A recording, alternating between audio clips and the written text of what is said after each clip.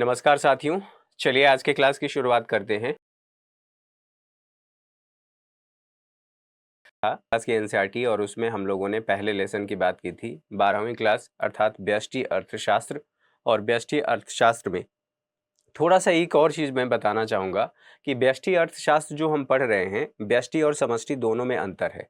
थोड़ी देर बाद अभी वो आएगा, लेकिन जब हम क्रम की बात करते हैं कि सबसे पहले कौन सा आता है, व्यष्टि या समष्टि, तो इसको इसी क्लास की एनसीईआरटी में पहले लेसन में बड़े विस्तार से बताया गया है। बहुत ज़्यादा विस्तार तो नहीं है, लेकिन हाँ इतना ज़रूर है कि चीज़ें वहाँ से आपको समझ में आ जाएंगी, बाकी जिम्मेदारी मेरी है। तो हम लोगों ने कल के सेशन में बात किया था व्यष्टि अर्थशास्त्र, परिचय की बात की थी, और परिचय के साथ साथ हमने ये देख लिया था कि जो ये व्यष्टि अर्थशास्त्र है, इसमें 3 प्रकार की हम लोगों ने अर्थव्यवस्थाओं की बात की थी। थोड़ा सा अगर पीछे से मैं ले जाऊं और पीछे से सारी चीज़ों को रिवाइज करूं, तो हम लोगों ने अर्थव्यवस्था की 3 समस्याओं के बारे में बात किया था। अर्थव्यवस्था की केंद्रीय समस्याएं समस्याएं ये हम लोगों ने समझा था, और इसमें मैंने ये कहा था कि उत्पादन कैसे किया जाए और उत्पादन की मात्रा कितनी हो, उत्पादन किसके लिए किया जाए, ठीक है, ये इत्यादि इत्यादि बातें, 3 बातें हम लोगों ने देख लिया था। तो यहीं पर इसको लिखने से पहले एक बार देख लेते हैं, यहीं पर हम लोगों ने जो लिख लिया था, तो यहाँ पर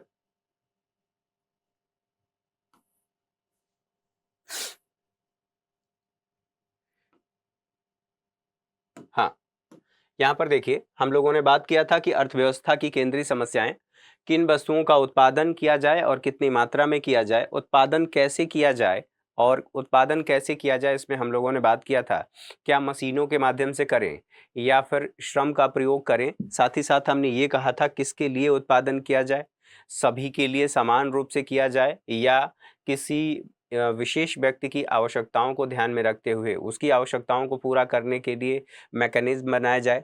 ये बातें हम लोगों ने देखा ही था। साथ ही मैंने ये भी कहा था कि सीमित संसाधनों का, दरअसल इन सभी का मतलब ये था कि सीमित संसाधनों का प्रयोग करके अंतिम वस्तुओं और सेवाओं का वितरण कैसे किया जाए, और ये हमने कहा था अर्थव्यवस्था की दरअसल यही केंद्रीय समस्या है। ये बातें यहाँ पर बता दी गई हैं, लेकिन केंद्रीय समस्या ये है। यहाँ तक बातें समझ में आ गई थी।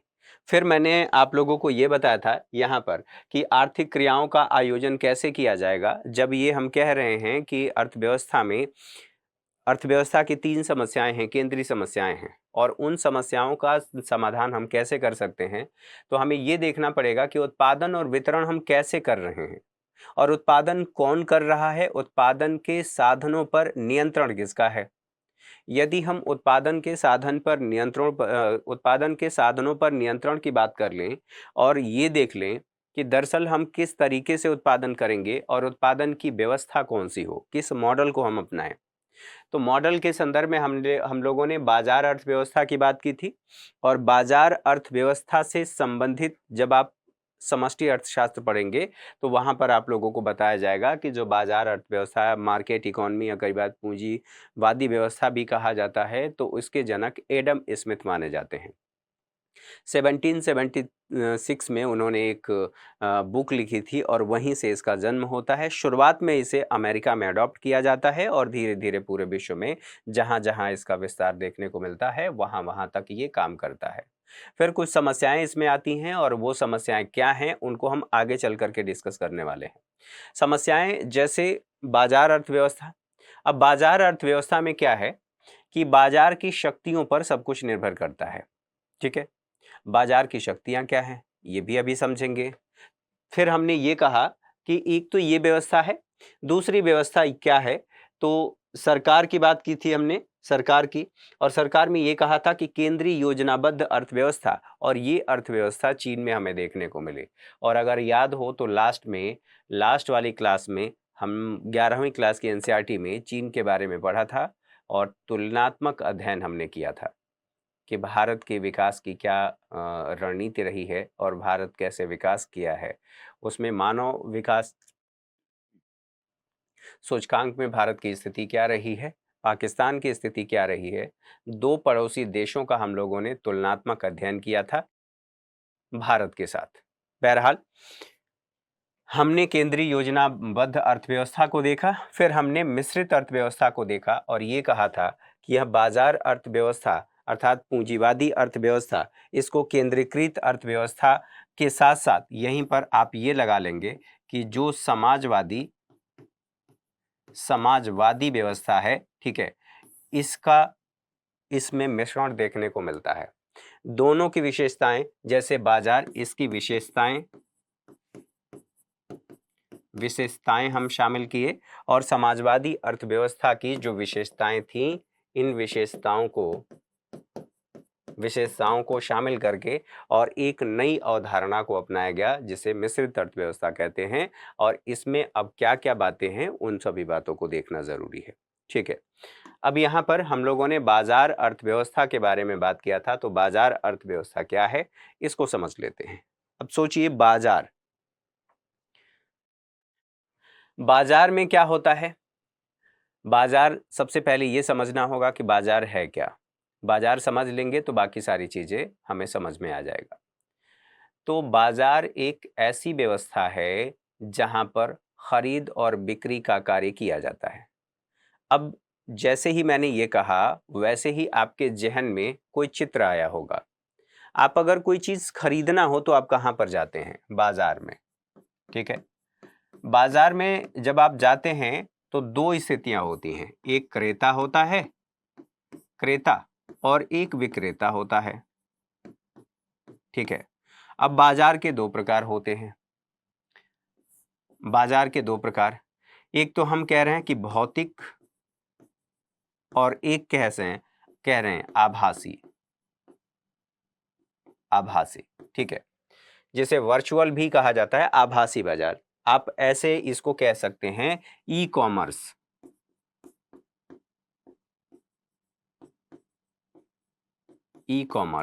ठीक है, ई कॉमर्स कौन से? तो आप इसको हटा करके और बेहतर ढंग से समझने के लिए यहां पर कह लीजिए फ्लिपकार्ट और अमेजन। ये दो नाम लगभग सभी जानते हैं। ये वर्चुअल है। ठीक है, यहाँ पर वस्तुएं डिस्प्ले की जाती हैं और यहाँ से आप खरीदते हैं, जो भी आपको खरीदना होता है चूज करते हैं, उसके फीचर्स देखते हैं, सारी बातें, और फिर आप उसे खरीदते हैं।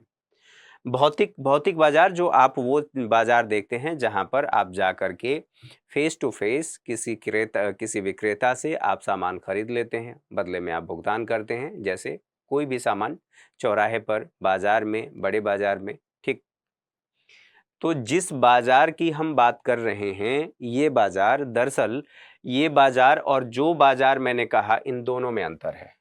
यहां पर बाजार, ठीक है, इन दोनों बाजार में अंतर है। दरअसल ये बाजार नहीं है, जो भौतिक बाजार आप देखते हैं वो नहीं है। अच्छा, बाजार कहाँ हो सकता है? बाजार का कोई निश्चित स्थान होगा क्या?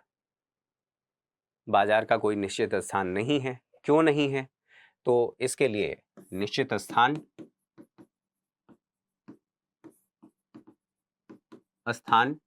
ये नहीं होगा। क्यों नहीं होगा? तो दरअसल क्रेता और विक्रेता जहां पर मिल जाएंगे वही बाजार है। आप सोचिए, रेहड़ी पटरी वाले या जो गली गली में घूम करके सामान बेचते हैं, आप क्या करते हैं? कहीं पर भी वो खड़े हो जाते हैं, आप जा करके सामान ले लेते हैं। आपके लिए वो बाजार है। क्रेता विक्रेता आप दोनों हैं। तो इसका कोई निश्चित स्थान नहीं है। फिलहाल यहां पर जिन अवधारणा के बारे में हम बात कर रहे हैं, दरअसल यह व्यवस्था की बात कर रहा है। व्यवस्था, बाजार एक ऐसी व्यवस्था है जहां पर वस्तुओं को खरीदने और विक्रय करने के लिए कार्य किया जाता है। तो यही इसी से संबंधित क्या है, ये एक व्यवस्था है। कैसी व्यवस्था है भैया? तो व्यवस्था ऐसी है जहां पर वस्तुओं के क्रय विक्रय का कार्य किया जाता है। क्रय विक्रय किस चीज का? वस्तुओं का। वस्तुओं का क्रय विक्रय किया जाता है। तो यहां ये बात हम लोगों ने समझ लिया कि ये बाजार है।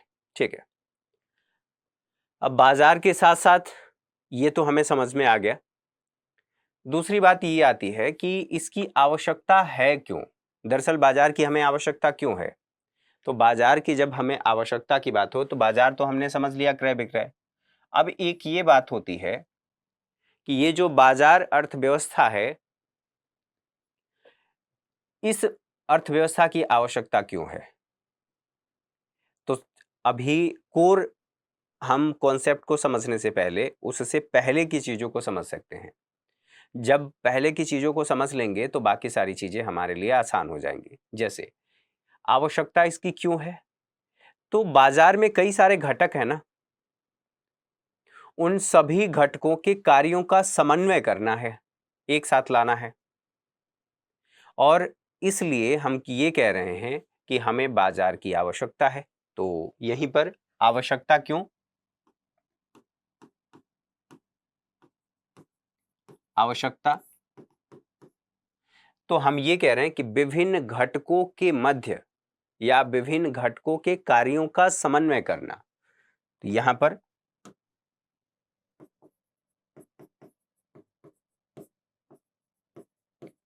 विभिन्न घटकों के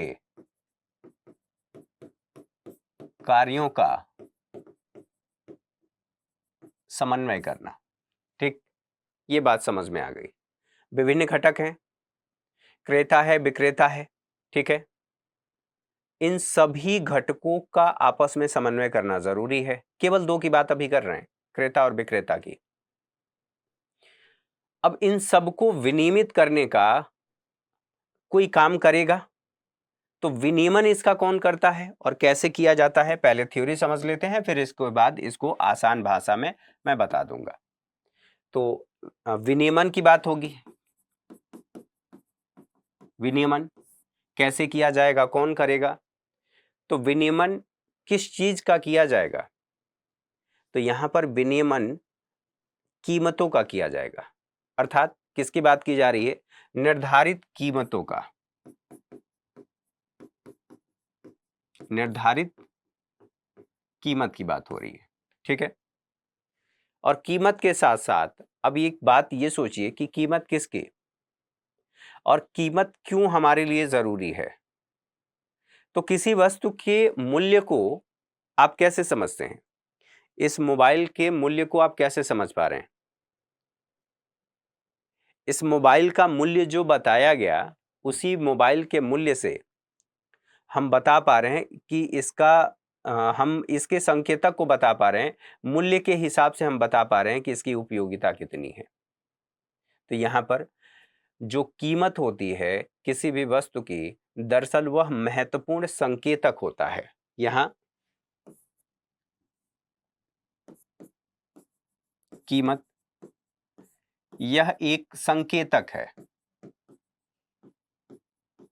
ठीक है, संकेतक के साथ साथ महत्वपूर्ण संकेतक, मैंने कहा महत्वपूर्ण संकेतक।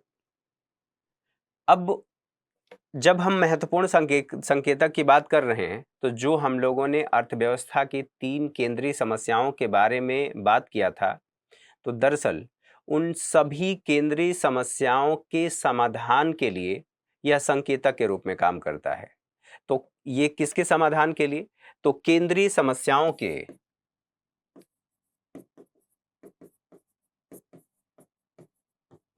समस्याओं, और जब मैं केंद्रीय समस्याओं की बात कर रहा हूं,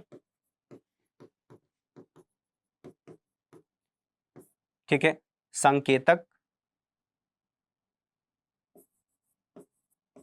संकेतक के लिए कह सकते हैं आप, या केंद्रीय समस्याओं के समाधान, यहां पर संकेतक की जगह समाधान कर लीजिए, समस्याओं का समाधान। और इसका समाधान हम कैसे कर पा रहे हैं? यदि हमें कीमत पता चल रही है तो। ठीक है, अब ये तो बात इतनी समझ में आ गई। अब इसको, जो हम लोगों ने इतना समझा है, इसको समझ लेते हैं। किसी वस्तु की आवश्यकता कितनी है, इस बात को आप कैसे समझते हैं? इस बात को आप तभी समझ पाते हैं कि उसका मूल्य कितना है और कितने इसके मूल्य में वृद्धि हो रही है, कमी हो रही है। तो यहाँ पर विनियमन का निर्धारण कौन कर रहा है? कीमत कर रहा है। और जब हम कीमत की बात कर रहे हैं तो कीमत हमारे लिए क्या हो गया? उस वस्तु की उपयोगिता का संकेतक हो गया। अगर डिमांड ज़्यादा है तो डिमांड ज़्यादा होने की वजह से उसकी कीमतें बढ़ रही हैं, और कीमतें बढ़ रही हैं तो ये बताया जा रहा है उसके माध्यम से कि दरअसल इसकी उपयोगिता ज़्यादा है। और उपयोगिता के साथ साथ फिर हम क्या कर रहे हैं? कीमत संकेतक के रूप में हम इसको देख रहे हैं। कीमत को किसके रूप में देख रहे हैं? संकेतक के रूप में। और किन समस्याओं के समाधान के लिए? तो अर्थव्यवस्था की समस्याओं के समाधान के लिए। तो जब हम संकेतक की बात कर लें, कीमत संकेतक, तो इसका मतलब ये हुआ कि जब ये हमारे पास आ गया, इसके आने से हम क्या करेंगे? बाजार अब देखेगा, यहीं से एक बात सोचना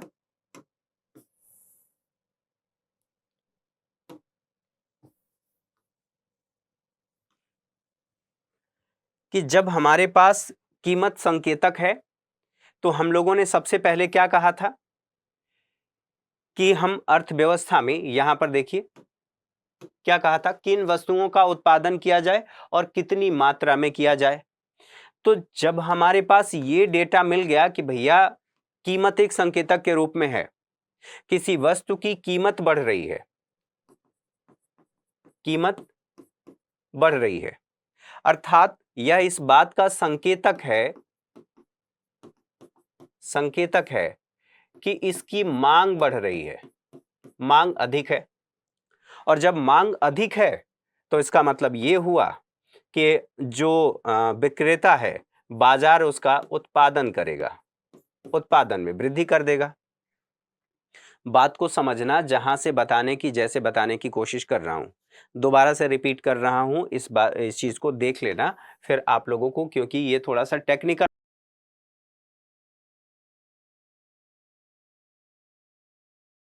लोगों ने समझ लिया कि बाजार क्या है। एक ऐसी व्यवस्था है जहां पर क्रय विक्रय किया जाता है। क्रय विक्रय करने का कार्य किया जाता है किस चीज का? वस्तुओं और सेवाओं का। यहां पर अभी वस्तु मान लीजिए।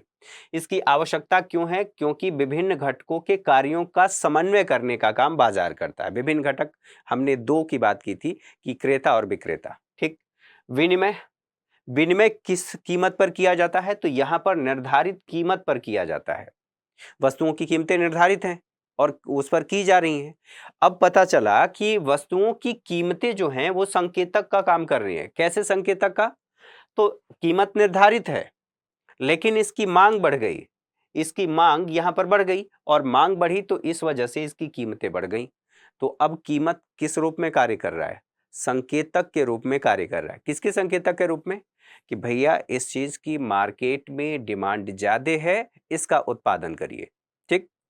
तो इसी चीज को तो मैंने कहा कि जब ये हमने संकेतक प्राप्त कर लिया तो संकेतक के माध्यम से जो समस्या थी कि किन वस्तुओं का उत्पादन किया जाए और कितनी मात्रा में किया जाए, तो जैसे ही इस समस्या के समाधान की हम बात करेंगे, संकेतक हमारे पास आ गया है तो केंद्रीय समस्या का समाधान कीमत के रूप में संकेतक है। और कीमत को ध्यान में रखते हुए, चूंकि कीमत बढ़ी है तो हमने ये देख लिया इसे संकेतक के रूप में, और फिर इसी को आधार बनाते हुए हमने उस वस्तु का उत्पादन बढ़ा दिया। तो यहां पर कहा गया किन वस्तु का, तो दो बातें यहां पर देखिए, किस वस्तु का, ठीक है, और उसकी मात्रा क्या होगी। यहां पर दो बातें। तो अब यहीं पर देखो, आप इस चीज को समझने की कोशिश करो। कीमत संकेत दे रहा है कि यहां पर आम, आम लिख ले रहा हूं, इसकी कीमतें बढ़ रही हैं। तो अब हमारे पास क्या है? आम वस्तु हो गया, ठीक है। और अगर मात्रा बढ़ी है तो कितनी मात्रा, अब यहां पर कितनी मात्रा में हमें उत्पादन करना है? दो चीज हमें मिल गई। अब दो चीज मिल गई तो यहां से इस समस्या का समाधान हो गया। एक समस्या का समाधान हमने केंद्रीय समस्या का समाधान कर लिया कि किस वस्तु का उत्पादन किया जाए और कितनी मात्रा में कर लिया जाए। ये कौन कर रहा है और ये चीजें बताने का कार्य कौन कर रहा है? तो ये बताने का कार्य कर रहा है बाजार। कौन कर रहा है? बाजार। बाजार से ही तो ये पता चल रहा है कि बाजार में डिमांड कितनी है और उस डिमांड को ध्यान में रखते हुए हम उस वस्तु का उत्पादन कितना करेंगे। ठीक? अच्छा, एक ये बात हो गई। दूसरी बात यहां पर कही गई है कि उत्पादन कैसे किया जाए। तो उत्पादन के संदर्भ में अब यहीं पर बताइए, कीमत बढ़ रही है, बाजार में कौन है?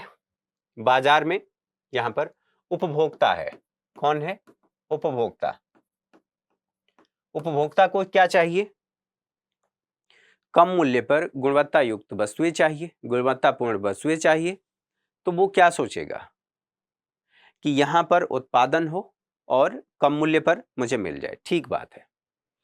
तो जो उत्पादक है उत्पादन बढ़ाने का काम करेगा। इसके बारे में इसमें कुछ क्लियरली बताया नहीं गया है, एनसीईआरटी में बताया नहीं गया है।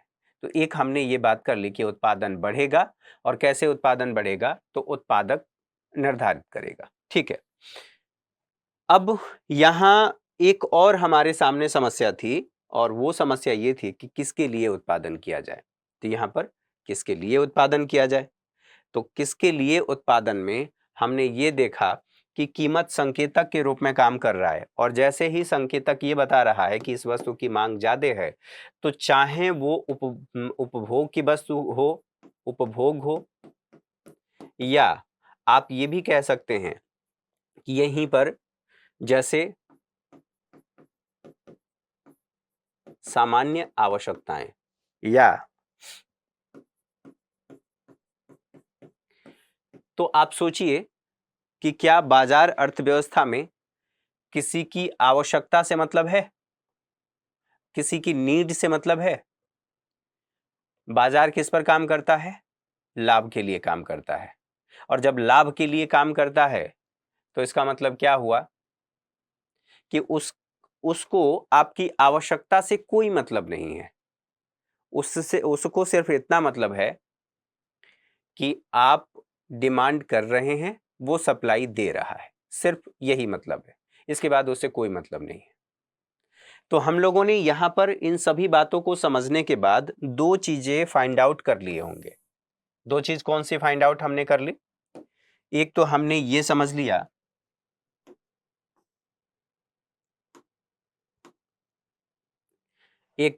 समझ लिया कि भैया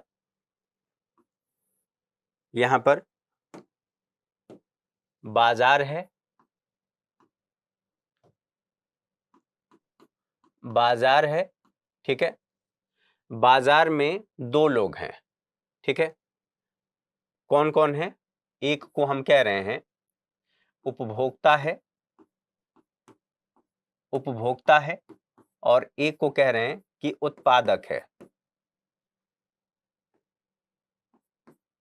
उत्पादक है, ठीक। उपभोक्ता क्या करता है? उपभोक्ता ये मांग करता है। क्या करता है? मांग। और उत्पादक क्या करता है? पूर्ति करता है। तो बाजार में दो सबसे महत्वपूर्ण कंपोनेंट हमारे सामने आ गए। कौन से आ गए? दो कंपोनेंट आ गए, मांग और पूर्ति। आपूर्ति भी कह सकते हैं। और इसी को जो मार्केट इकोनॉमी है उसमें अब जो बोलने जा रहा हूं उसको ध्यान से समझना। इसको कहा जाता है बाजार की शक्तियां, ठीक है। बाजार की शक्तियां क्या हैं? ये बाजार की शक्तियां हैं, अर्थात ये क्या काम कर रहे हैं? इसी शक्तियों के माध्यम से ही तो बाजार अर्थव्यवस्था काम कर रही है। अर्थात बाजार अर्थव्यवस्था मांग और आपूर्ति पर कार्य करती है और आप ऐसे भी कह सकते हैं कि बाजार की शक्तियों पर ये कार्य करती है। बाजार की शक्तियां कौन कौन सी? दो हैं। एक तो जो डिमांड करता है, जो उपभोक्ता है, तो वहां पर हम उसको उपभोक्ता को ना करके कह करके हम क्या कह रहे हैं? मांग। और दूसरा आपूर्ति। तो दो बातें यहाँ पर निश्चित हो गई। तो इससे ये बात निकल कर के आ रही है कि जो बाजार अर्थव्यवस्था है, यह बाजार अर्थव्यवस्था बाजार की शक्तियों पर कार्य करता है और बाजार की शक्तियां दो हैं, मांग और आपूर्ति। जितनी मांग होगी उतनी आपूर्ति की जाएगी और अर्थव्यवस्था में जो वो समस्या है उस समस्या का समाधान हो जाएगा कि हम किन वस्तु का उत्पादन करें और कितनी मात्रा में करें। उस वस्तु का उत्पादन करेंगे जिसकी डिमांड है, और कितनी मात्रा में, तो जितनी मात्रा में डिमांड है उतना उत्पादन करेंगे। ठीक है, ये बातें क्लियर हो गई। अब इसमें एक समस्या है, हालांकि समस्या यहां पर नहीं बताई गई है, थोड़ा सा मैं संकेत कर दे रहा हूं, बाकी आगे आप लोगों को जब आप फाउंडेशन कोर्स में जाएंगे तो वो सारी चीजें बताई जाएंगी। बाजार अर्थव्यवस्था में आप सोचिए कि निजी संपत्ति होगी, बिल्कुल होगी। निजी संपत्ति किसके पास? सभी के पास। यहां पर सबसे महत्वपूर्ण बात यह है कि जब बाजार की शक्तियों पर यह कार्य कर रहा है तो यहां रेगुलेटर कोई होगा। ठीक है, रेगुलेशन। ठीक है, रेगुलेशन की जरूरत है क्या? यहां पर जिस व्यक्ति ने इस अवधारणा को दिया उनका यह कहना है, अर्थात एडम स्मिथ का कहना है कि यहां पर इसकी जरूरत ही नहीं है। क्या जरूरत नहीं है? तो इस चीज की जरूरत ही नहीं है कि सरकार उसको रेगुलेट करे, केंद्रीय सत्ता रेगुलेट करे, क्योंकि ये तो एक नियम है और नियम के तहत चल रहा है, स्वचालित नियम है।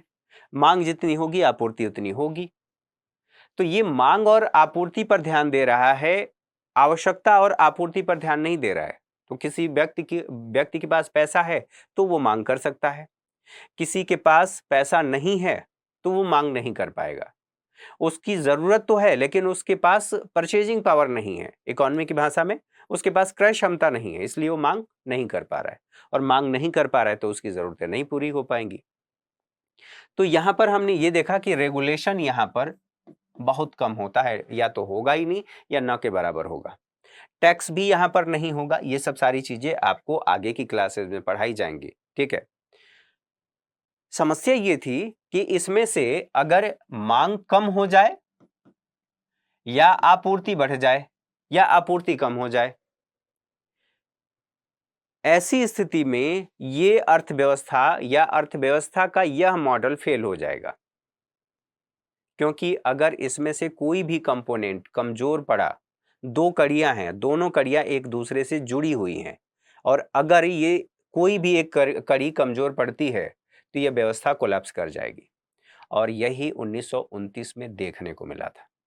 अर्थात इस व्यवस्था में, मतलब जो वैश्विक मंदी थी, वो वैश्विक मंदी आई, फिर कीन्स आए, कीन्स नामक एक अर्थशास्त्री आए, दार्शनिक थे, अर्थशास्त्री बने फिर बाद में, और उन्होंने जो संकल्पना दी वो आगे हम लोग पढ़ेंगे, वो अगली क्लास के एनसीईआरटी में है, अर्थात समष्टि अर्थशास्त्र में है, उसको हम पढ़ेंगे। बहरहाल ये बात आप लोगों ने देख लिया।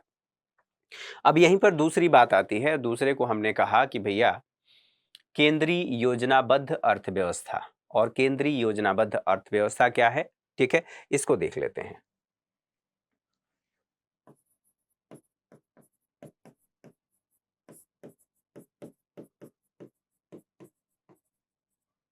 केंद्रीय योजनाबद्ध अर्थव्यवस्था।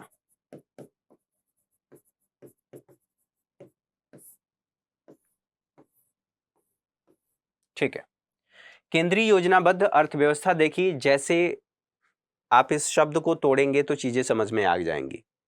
केंद्रीय अर्थात ये गोला है, इसका केंद्र है, यहीं से सारी चीजें रेगुलेट हो रही हैं। ठीक, तो केंद्रीय योजनाबद्ध कि इस सेक्टर में मुझे इतना खर्च करना है, यहां पर मुझे ये कार्य करना है, यहां पर ये कार्य करना है, मतलब अलग अलग मुझे कहां पर क्या कार्य करना है।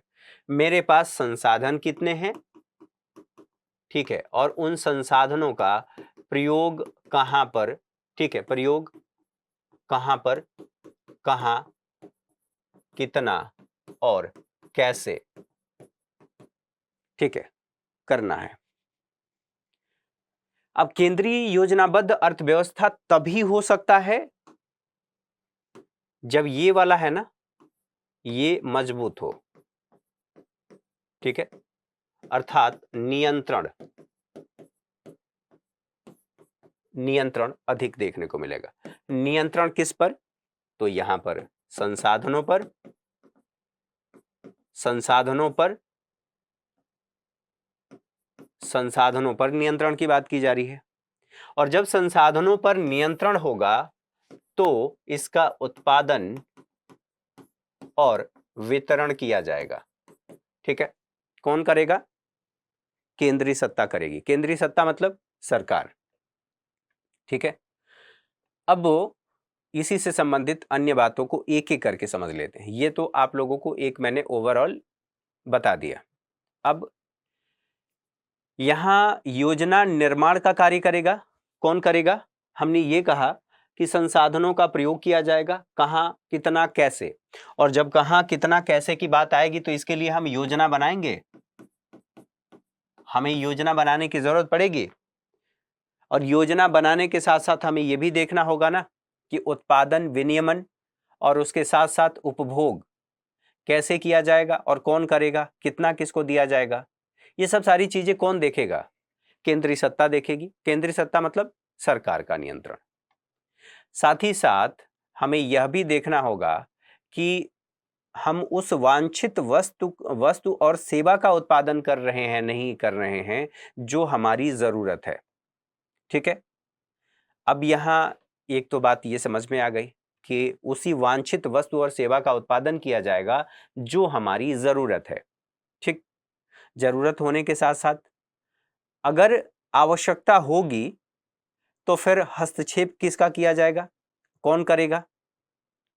तो हस्तक्षेप किया जाएगा सरकार के द्वारा। अब यहां देखिए, इन्हीं सभी बातों को अब पॉइंट में हम लोग लिख लेते हैं। तो यहां पर जो हमने कहा है केंद्रीय योजनाबद्ध अर्थव्यवस्था, यहां पर सबसे पहली बात क्या होगा कि योजना का निर्माण कौन करेगा? योजना निर्माण सरकार द्वारा किया जाएगा। सरकार कह लीजिए या केंद्रीय सत्ता कह लीजिए, केंद्रीय सत्ता कह लेंगे ज्यादा सही रहेगा। केंद्रीय सत्ता इसका निर्माण करेगी, पहली बात। दूसरी बात, जो उत्पादन है, उत्पादन का विनियमन। ठीक है, आप ऐसे भी कह सकते हैं उत्पादन, विनियमन और उपभोग, ये क्या चीजें थी? अगर याद होगा तो आर्थिक क्रियाओं की हम लोगों ने बात की थी और उन्हीं 3 आर्थिक क्रियाओं को हम लोगों ने समझा था कि यह आर्थिक क्रियाएं हैं। यहां पर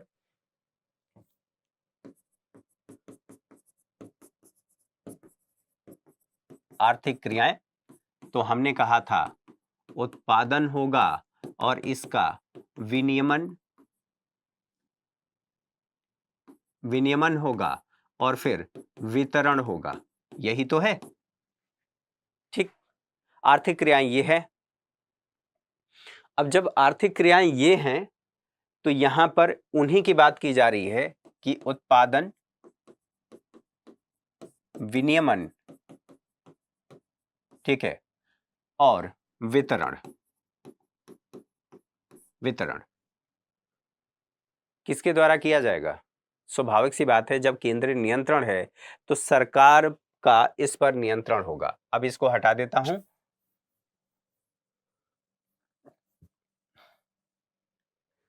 इस पर किसका नियंत्रण होगा? सरकार का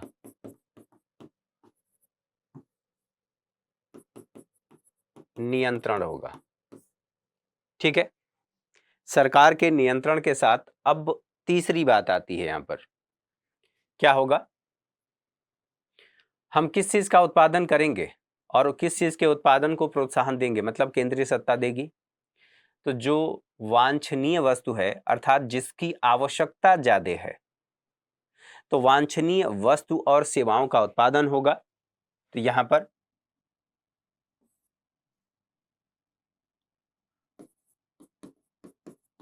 उत्पादन किसका? वांछनीय वस्तु का। ठीक, इसको प्रोत्साहन कौन देगा? तो यहीं पर प्रोत्साहन देगा केंद्रीय सत्ता। तो केंद्रीय सत्ता के बारे में हम लोग बात कर ही लिए कि केंद्रीय सत्ता कौन है, वो उसे प्रोत्साहन देगा। अब वांछनीय वस्तु किसी व्यक्ति की जरूरत है कि सभी बच्चों को, अर्थात सबसे ज्यादा जरूरी यह है कि प्राथमिक शिक्षा मिले। तो प्राथमिक शिक्षा को सबसे ज्यादा वरीयता दी जाएगी ना, कि ये वांछनीय है या जरूरी चीज है ये। फिर प्राथमिक स्वास्थ्य की जरूरत होगी, प्राथमिक स्वास्थ्य से संबंधित उत्पादन किए जाएंगे। लगेगा कि नहीं, यहां पर सबसे पहले हमें पार्ले जी का बिस्किट मिलना चाहिए, पार्ले जी का बिस्किट सबको मिले तो कम से कम एनर्जी थोड़ी सी मिल जाए, उसके बाद हम आगे के बारे में सोचेंगे। तो पहले तो पेट भरना चाहिए, तो कोई भी चीज हो सकती है। अब इसमें बात यह होती है कि अंतिम मिश्रण, ठीक है, न्यायोचित वितरण करने का कार्य कौन करेगा? तो केंद्रीय सत्ता ही कर रहा है। तो इसीलिए हम कह रहे हैं कि इसमें हस्तक्षेप का जो कार्य किया जाएगा, जो महत्वपूर्ण है, हस्तक्षेप कौन करेगा और किस लिए करेगा? तो जो अंतिम मिश्रण होगा या न्यायोचित वितरण की बात होगी,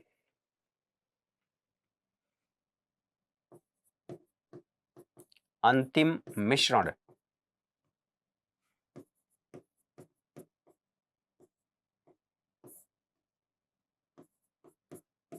और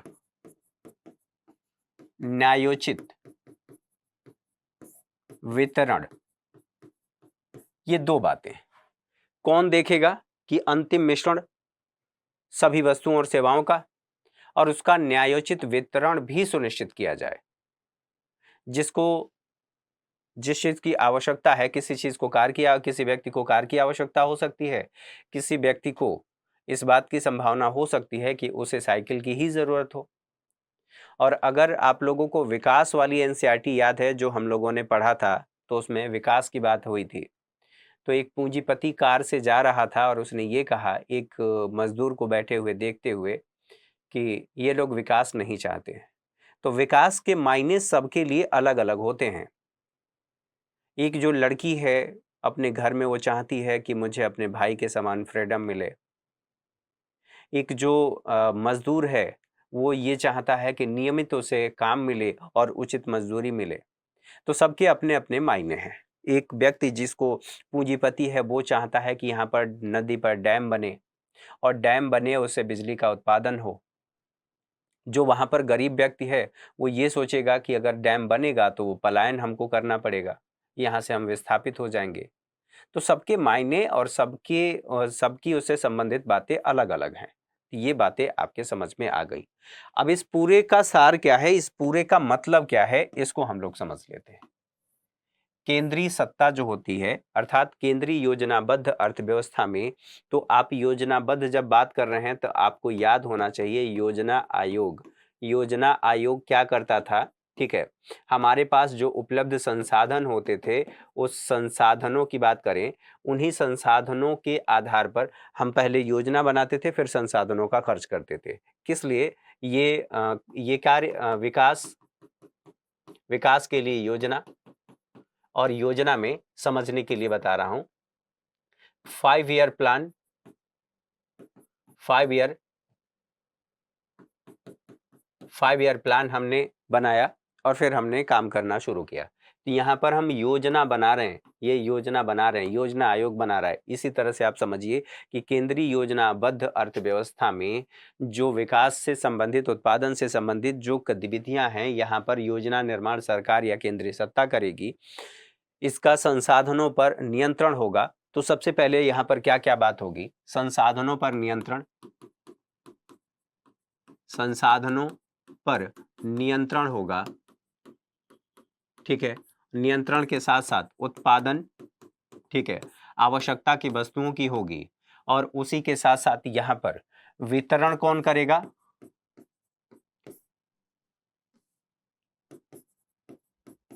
वितरण कौन करेगा?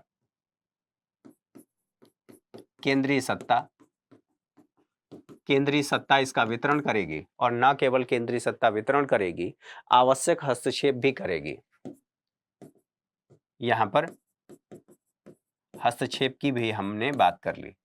तो अब यहां पर देखिए, इस अर्थव्यवस्था की विशेषता क्या होगी? इस अर्थव्यवस्था की विशेषता ये होगी कि संसाधनों पर, एक एक करके सभी बता देता हूं, संसाधनों पर सरकार का नियंत्रण होगा, आवश्यकता अनुसार यहां पर वितरण किया जाएगा संसाधनों का। और इसी में जब आप समाजवादी व्यवस्था की बात कर लेते हैं, तो समाजवादी व्यवस्था में भी वही बातें हैं कि हम संसाधनों पर देखते हैं कि सरकार का नियंत्रण है, सरकार आवश्यकता अनुसार सबको समान वितरण कर रही है। किस चीज का? संसाधनों का समान वितरण कर रही है। अब यहां पर क्या बाजार होगा? बाजार अनुपस्थित होगा। बाजार अनुपस्थित क्यों होगा? यहां पर वितरण किया जा रहा है, ठीक है।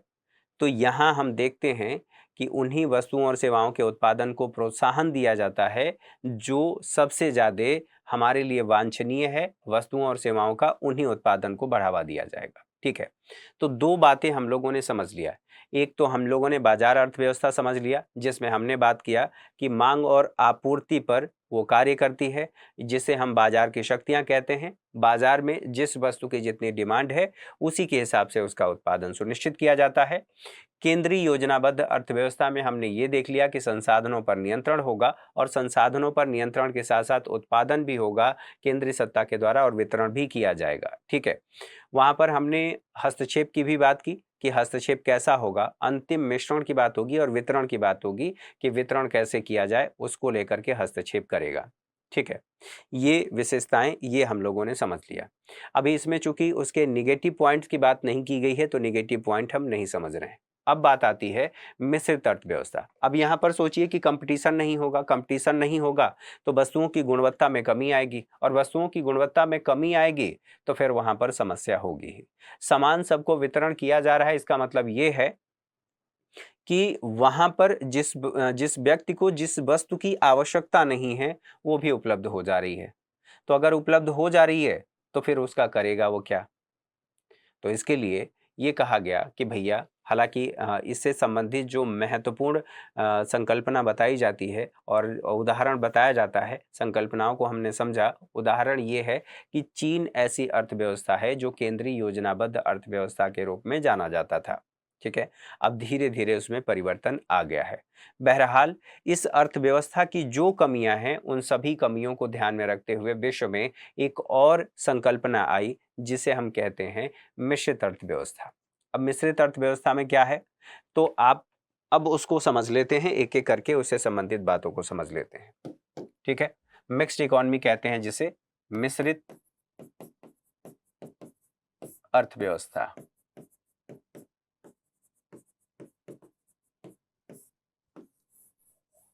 ठीक, मिश्रित अर्थव्यवस्था, इसमें क्या होगा?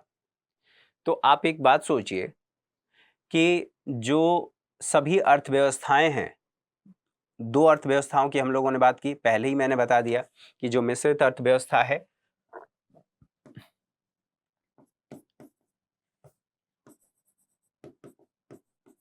मिक्स्ड इकोनॉमी,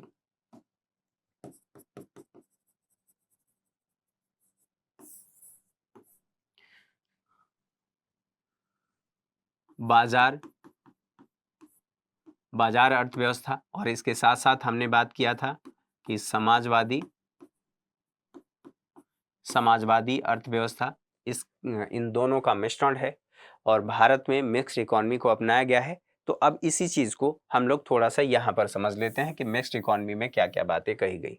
तो मिक्स्ड इकोनॉमी में ये कहा गया कि सभी अर्थव्यवस्थाएं, विश्व में जो अर्थव्यवस्थाएं देखी जाती हैं, दरअसल वो मिश्रित अर्थव्यवस्था है। क्यों है?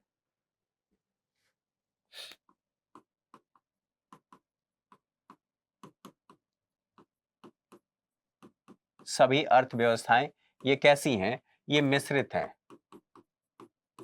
मिश्रित अर्थव्यवस्था है। क्यों है? चीन में भी आगे चल करके निवेश को बढ़ावा दिया गया, और उसमें निजी क्षेत्र को प्रोत्साहन दिया गया, वो उसकी जरूरत थी। और अगर आप लोगों को याद हो तो मैंने ये बताया था कि चीन ने ESZ स्पेशल इकोनॉमिक जोन बनाया गया था। ठीक है, आप इसे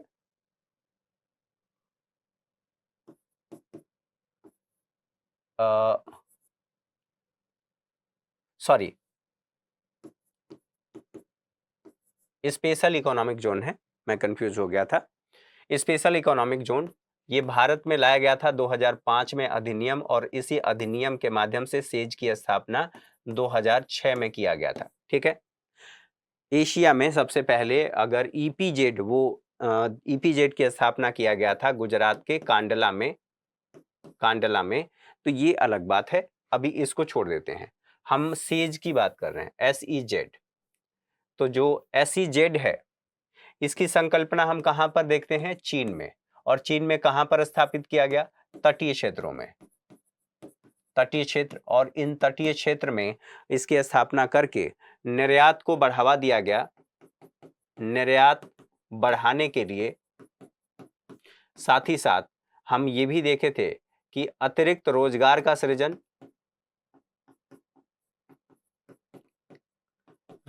सृजन, निवेश को बढ़ाना, निवेश बढ़ाना।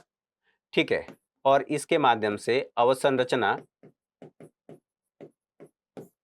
निर्माण, इसको कहा गया कि हमें बढ़ावा देना है। अब जो सेज था ये कहां पर अपनाया गया? चीन में सबसे पहले देखने को मिला। फिर चीन ने इसके माध्यम से क्या किया था? यहां पर निवेश बढ़ाया। कैसा? तो एफडीआई निवेश को बढ़ाया। किसमें? इसमें। और इसके माध्यम से उत्पादन अपना और निर्यात बढ़ा दिया। फिलहाल यही बातें यहाँ पर जो मैंने बताया कि सभी अर्थव्यवस्थाओं का ये मिश्रित रूप है, और सभी अर्थव्यवस्थाएं विश्व की मिश्रित रूप नहीं, सभी अर्थव्यवस्थाओं में ये मिश्रित इकोनॉमी या मिक्स्ड इकोनॉमी देखने को मिलता है, या सभी जो अर्थव्यवस्थाएं हैं वो मिक्स्ड इकोनॉमी है। चाहे पूंजीवादी व्यवस्था हो, चाहे आप समाजवादी व्यवस्था कह लीजिए, केंद्रीय योजनाबद्ध व्यवस्था कर लीजिए, कह लीजिए, इत्यादि इत्यादि बातें। बहरहाल यहाँ पर जो ये सेज वाली बात देख रहे हैं और ये देख रहे हैं, तो ये इस बात को बताता है कि चीन भी केवल केंद्रीय योजनाबद्ध अर्थव्यवस्था नहीं, अगर समाजवादी भी माना जाए तो वो भी नहीं है, क्योंकि वहां पर भी निवेश की बातें सामने आ चुकी हैं। अच्छा, दूसरी बात, इसमें सरकार क्या करेगा? जो आर्थिक क्रियाकलाप हैं उसके दिशा का निर्धारण करेगा। किसके दिशा का? तो जितने भी आर्थिक क्रियाकलाप हैं,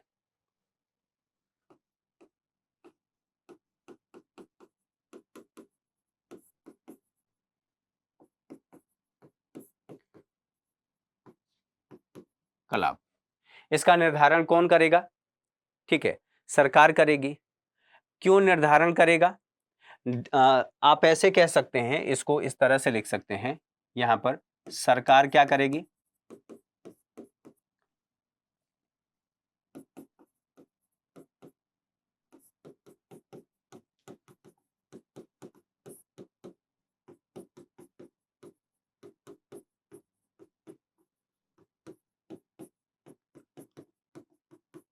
और निर्णय क्या कर रही है?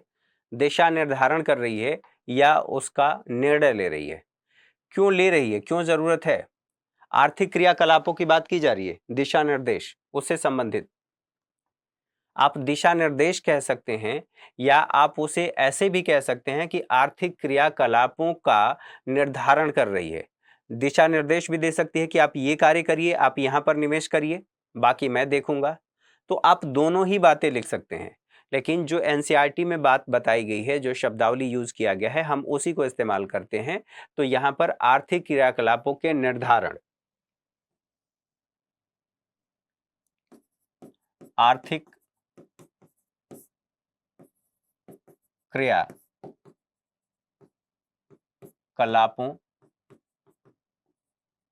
का निर्धारण कौन कर रहा है? सरकार कर रही है। सरकार ये बता रही है कि भैया, आप बाकी क्षेत्रों में मैं देख रहा हूं, जहां पर समाज कल्याण, जन कल्याण की बात है उसे मैं देख रहा हूं, जहां पर केवल मांग और आपूर्ति की बात है आप वहां पर देख लीजिए। तो आर्थिक क्रियाकलाप यहां पर किसके द्वारा पूरा किया जाएगा? आर्थिक क्रियाकलाप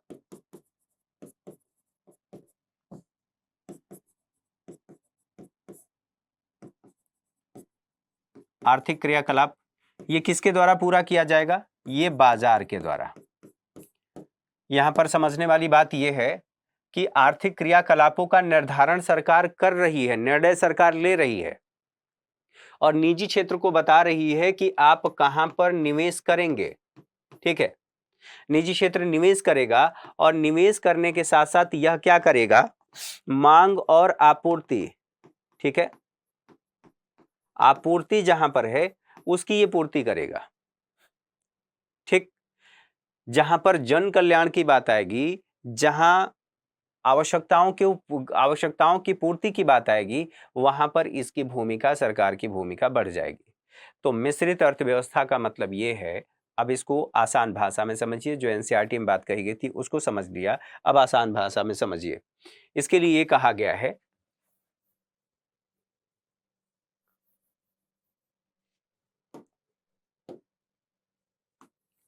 ठीक है, सबसे पहली बात कि मिश्रित अर्थव्यवस्था, यहां पर सार्वजनिक क्षेत्र दोनों को एडॉप्ट किया गया है।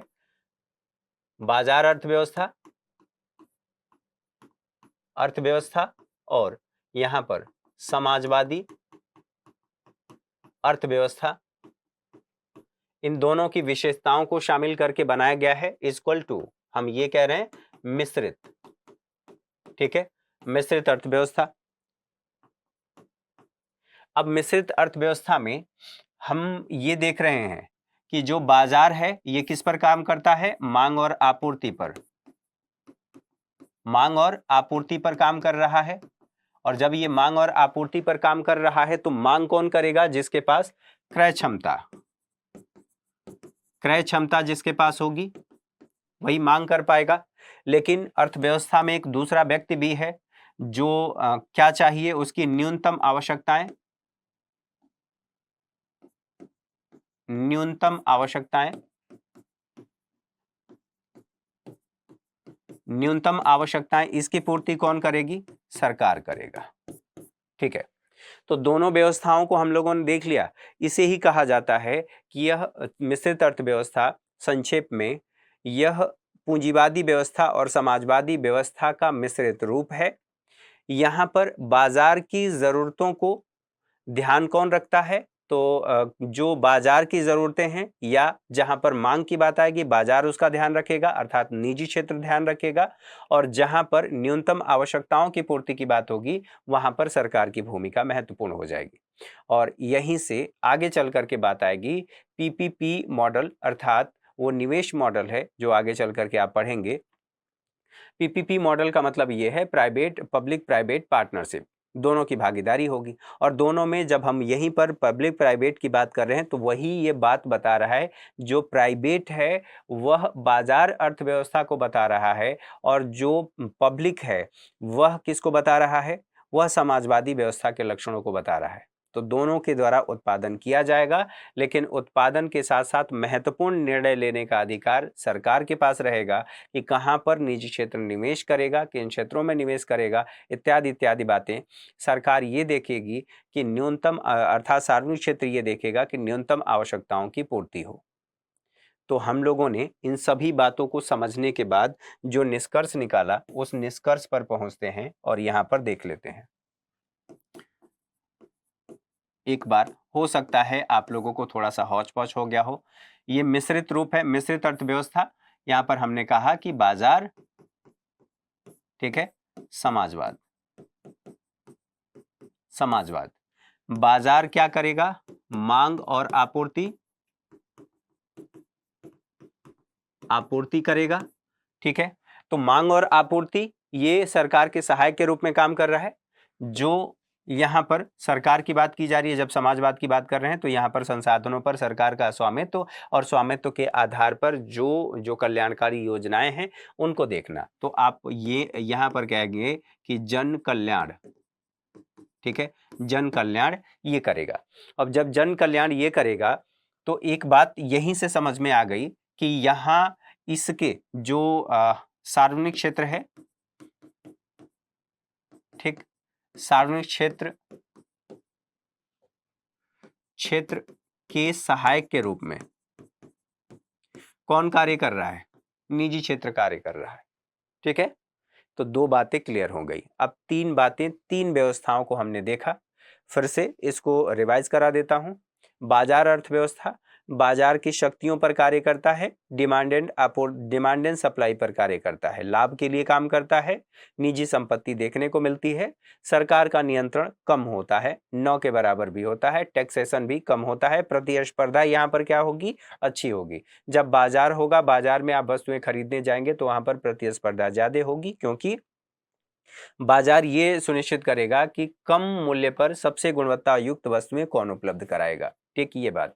दूसरी बात यहाँ पर आती है केंद्रीकृत योजनाबद्ध अर्थव्यवस्था, संसाधनों पर सरकार का स्वामित्व होगा, और स्वामित्व होने के साथ साथ हमने ये देखा था कि ये हस्तक्षेप करेगा और वितरण में हस्तक्षेप करेगा। ठीक है, साथ ही साथ हमने जो मिश्रित अर्थव्यवस्था की बात की, 2 जो अर्थव्यवस्थाएं हैं इनकी विशेषताएं इसमें शामिल हैं।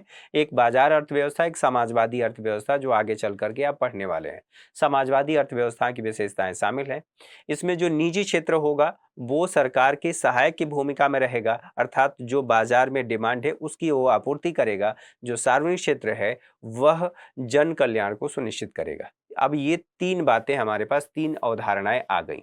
तो अब यहां पर देखिए, इससे आपको समझ में आ रहा है मिश्रित अर्थव्यवस्था में। अब पुनः जाइए किस पर, जो अर्थव्यवस्था की केंद्रीय समस्याएं थी उन समस्याओं को सोचिए और समझिए। यहां पर क्या होगा, जब हमने केंद्रीय योजनाबद्ध अर्थव्यवस्था की बात की तो वहां पर हमने देखा कि जो बाजार की जरूरतें हैं उनको तो पूरा करने की बात हो रही है कि ठीक बात है, काफी हद तक उस समस्या का समाधान हो रहा है। हमने कहा था कि किस वस्तु का उत्पादन करना है, कितनी मात्रा में करना है। तो यहां पर देखा जा रहा है उत्पादन को प्रोत्साहन तो दिया जा रहा है, ठीक है।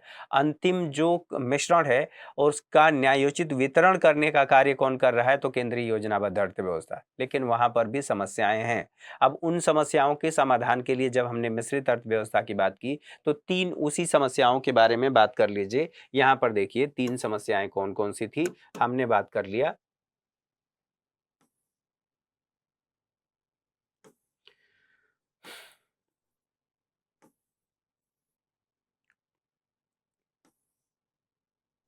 हाँ, हमने बात कर लिया था कि किन वस्तुओं का उत्पादन किया जाएगा और कितनी मात्रा में किया जाएगा।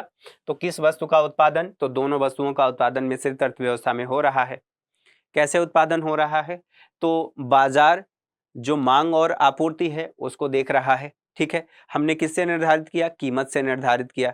कीमत का मतलब क्या है, कीमत एक संकेतक के रूप में कार्य कर रहा है कि बाजार में किस वस्तु की मांग ज्यादा है और कितनी मात्रा में है तो उसकी पूर्ति कर रहे हैं। अब उत्पादन कैसे किया जाएगा, दोनों का इसमें मिश्रण है। तो जो निजी क्षेत्र है अधिकतम टेक्नोलॉजी का प्रयोग करेगा, सार्वजनिक क्षेत्र क्या करेगा, सार्वजनिक क्षेत्र यहाँ पर श्रम का प्रयोग करेगा और दोनों का प्रयोग करेगा इनफैक्ट। साथ ही साथ किसके लिए उत्पादन करना, तो यहाँ पर जो उत्पादन किया जा रहा है निजी क्षेत्र के द्वारा वो बाजार के लिए किया जा रहा है, और लोगों की आवश्यक जरूरतों की पूर्ति के लिए सार्वजनिक क्षेत्र क्या कर रहा है, न्यूनतम आवश्यकताओं की पूर्ति कर रहा है। तो यहाँ पर किसके लिए उत्पादन, तो दोनों के लिए उत्पादन यहाँ पर हो गया। जो मांग करने वाला व्यक्ति है और जो आवश्यकता, ठीक है, आवश्यकता वाला व्यक्ति है, तो केवल यहाँ पर उपभोग की वस्तुओं का उत्पादन नहीं किया जा रहा है, बल्कि यहाँ पर इसके जो आवश्यकता है उन वस्तुओं का भी उत्पादन किया जा रहा है। अब यहाँ पर एक और बात सामने आती है।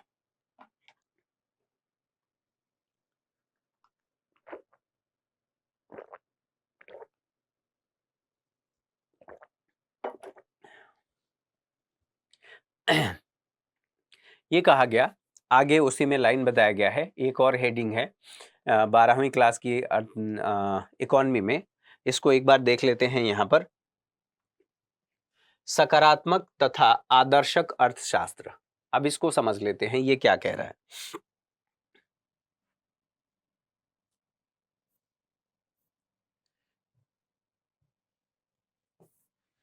सकारात्मक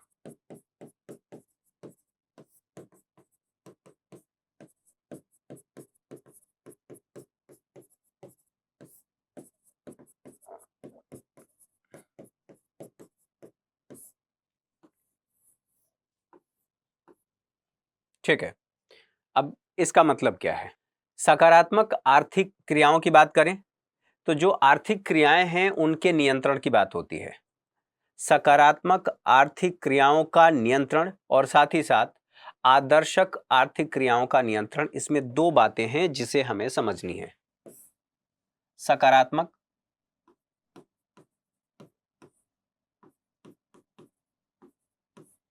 आर्थिक क्रियाओं का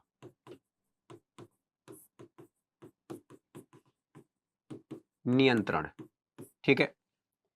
अब ये कौन करेगा, और यहीं पर दूसरी बात है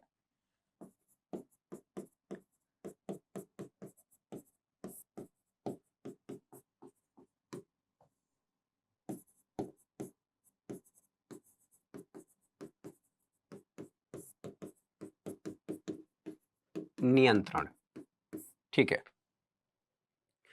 अब नियंत्रण की बात आएगी तो विभिन्न जो क्रियाविधि हैं वो कैसे कार्य करती हैं, उनको ये देखने का काम करता है कि सभी जो क्रियाविधि हैं वो किस तरह से सकारात्मक ढंग से कार्य कर रही हैं। केवल इतना समझना है। दूसरी बात, यह जो आदर्शात्मक आर्थिक क्रियाओं का नियंत्रण, यह समझने का प्रयास करता है। समझने का प्रयास अर्थात कि कौन सी विधियां कैसे कार्य करती हैं और उनका जो अनुकूलन है वो कैसे हो सकता है। तो यही एनसीईआरटी में देख लेते हैं जो बताया गया है। यहां पर देखिए, सकारात्मक आर्थिक विश्लेषण तथा आदर्शक आर्थिक विश्लेषण में इस आधार पर अंतर किया जाता है कि क्या हम किसी क्रियाविधि के अंतर्गत होने वाले कार्यों का पता लगाने का प्रयास कर रहे हैं अथवा उसका मूल्यांकन करने का। सकारात्मक आर्थिक विश्लेषण के अंतर्गत हम यह अध्ययन करते हैं कि विभिन्न क्रियाविधियां किस प्रकार कार्य करती हैं, ठीक है। तो हमने बात कर लिया कि जो विभिन्न क्रियाविधियां हैं वो कैसे कार्य करती हैं, ठीक है। जबकि आदर्शक आर्थिक विश्लेषण में हम यह समझने का प्रयास करते हैं कि ये विधियां हमारे अनुकूल हैं या नहीं है। अगर अनुकूल हैं तो कितना हमारे अनुकूल हैं। अब बात यहीं पर आ रही है अगली, इसी में बताया गया है कि व्यष्टि अर्थशास्त्र तथा समष्टि अर्थशास्त्र दोनों में दरअसल अंतर क्या है और दोनों की उपयोगिता क्या है। फिलहाल उपयोगिता के बारे में हम बाद में बात करेंगे, लेकिन अब यहाँ अंतर की बात है। तो सबसे पहले व्यष्टि अर्थशास्त्र और समष्टि अर्थशास्त्र, इसको समझ लेते हैं।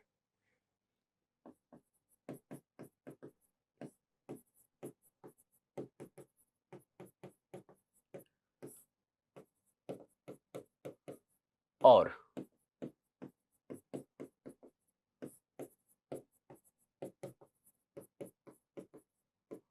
अर्थशास्त्र, यहां पर ध्यान रखने वाली बात है मैक्रो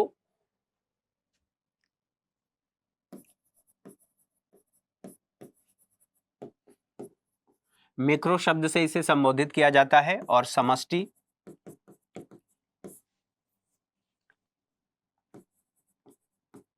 मैक्रो, इसे में इकोनॉमिक्स जोड़ देंगे, इकोनॉमिक्स जोड़ देंगे, अर्थशास्त्र हो जाएगा। इसमें भी इकोनॉमिक्स जोड़ देंगे, अर्थशास्त्र हो जाएगा। मिक्रो इकोनॉमिक्स, मैक्रो इकोनॉमिक्स, ठीक है।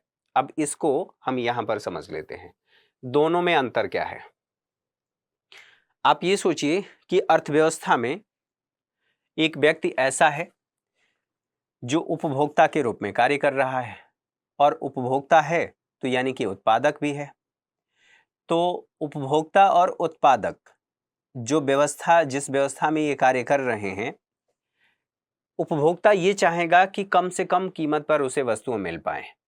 जो उत्पादक है वो चाहेगा कि हमारे बाजार का दायरा बढ़े। तो उपभोक्ता को ध्यान में रखते हुए उत्पादक अपना डिसीजन लेता है।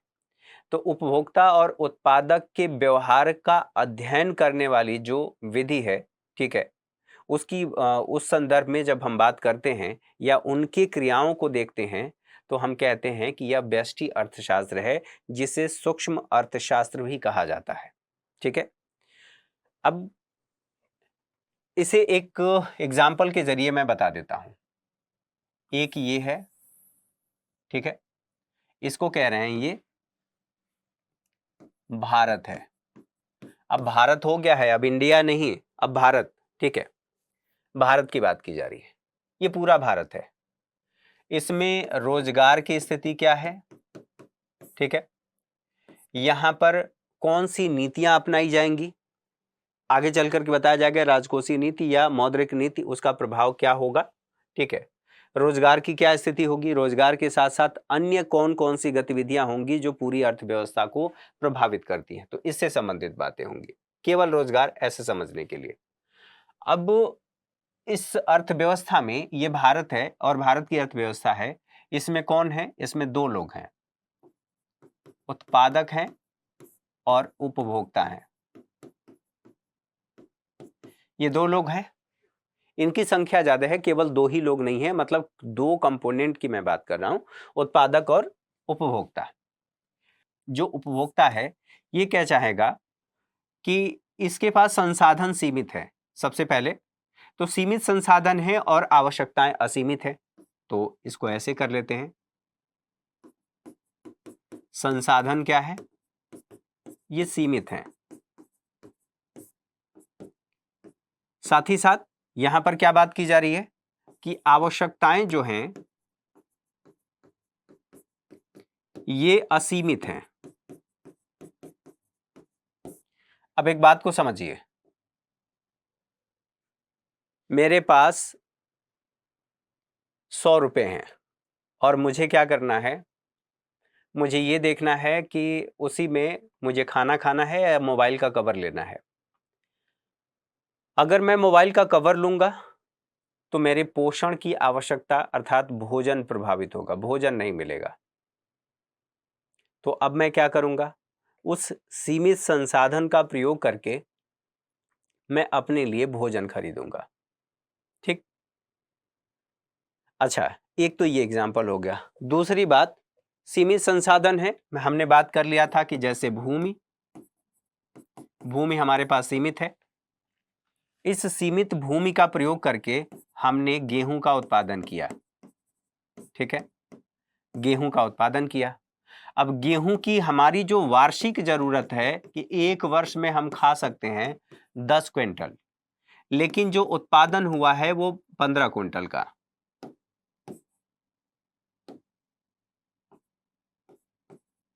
जो उत्पादन हुआ है 15 क्विंटल का, मेरे पास 10 माइनस 15 5 क्विंटल बचता है। इसे मैं बाजार में बेच करके और अपने लिए खाद्यान्न खरीद सकता हूं। तो मैं इसके लिए इसको बेच करके खाद्यान्न अन्य जरूरतों को पूरा कर लूंगा। जैसे मेरी आवश्यकताएं शिक्षा की हो सकती हैं, शिक्षा, स्वास्थ्य हो सकती हैं, आवास हो सकता है। ठीक है, ये हो सकता है। इसके साथ साथ हो सकता है कि मेरी आवश्यकता वाहन की भी हो, तो मैं कोई वाहन खरीदूं। मैं सबसे पहले शिक्षा, स्वास्थ्य और आवास को वरीयता दूंगा ना, तो मैंने उसको दिया। और जब दिया तो मैंने देखा कि यहां पर कीमत क्या है। ठीक, कीमतों पर मैं जाऊंगा। तो यहीं पर बात होती है कि एक ये बात तो हो गई उपभोक्ता की। उत्पादक क्या सोचेगा कि उपभोक्ता जैसा व्यवहार कर रहा है उसी के अनुसार वस्तुओं और सेवाओं का उत्पादन करे, और उसका मूल्य भी ये देखेगा ना कि हमारे पास जो उपभोक्ता है उसकी क्रय क्षमता कितनी है। और क्रय क्षमता जब पता चल पाएगा कि दरअसल ये वही वस्तु खरीद रहा है जो इसकी जरूरत की है, तो उसी के अनुसार वो उत्पादन करेगा। अर्थात उपभोक्ता और उत्पादन के व्यवहार का अध्ययन करता है। तो ये क्या करता है, समष्टि अर्थशास्त्र, व्यष्टि अर्थशास्त्र।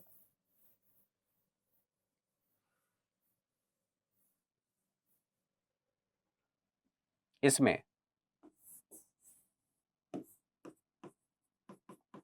व्यष्टि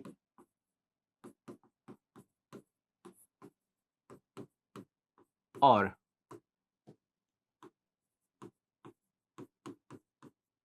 उपभोक्ता के, आप इसको ऐसे कर लीजिए,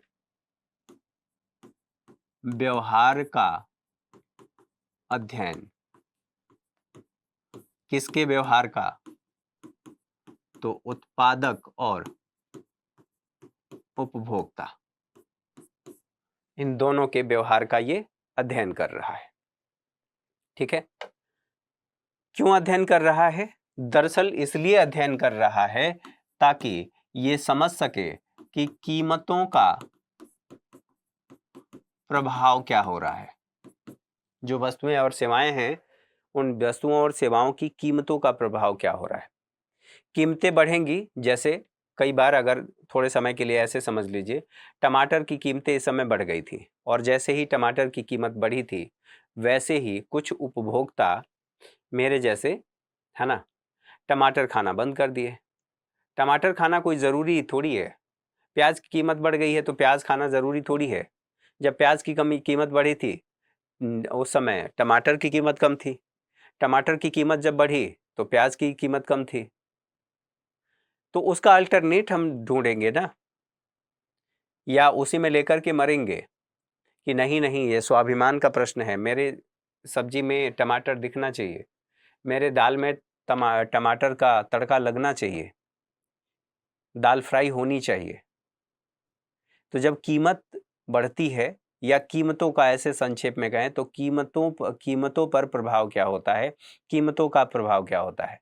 ठीक है, तो जो उपभोक्ता और उत्पादक है, कीमतों का प्रभाव उन पर क्या हो रहा है, एक तो ये हमने समझ लिया। ठीक है, तो यहां पर ये सोचिए उत्पादक एक इकाई है। ये क्या है? एक इकाई, इकाई है ना। उपभोक्ता एक इकाई है, सॉरी ये दोनों एक इकाई है। तो दरअसल व्यष्टि अर्थशास्त्र अर्थव्यवस्था में एक इकाई कैसा व्यवहार करता है इसका अध्ययन करता है।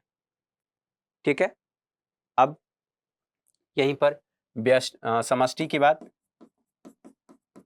समष्टि अर्थशास्त्र ये क्या करता है?